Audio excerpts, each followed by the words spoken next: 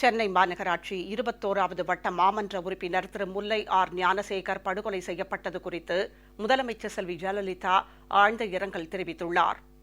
படுகொலைக்கு காரணமானவர்கள் யாராக இருந்தாலும் சட்டத்தின் முன் நிறுத்தப்பட்டு முறையான தண்டனை பெறுவது உறுதி என்றும் முதலமைச்சர் குறிப்பிட்டுள்ளார்.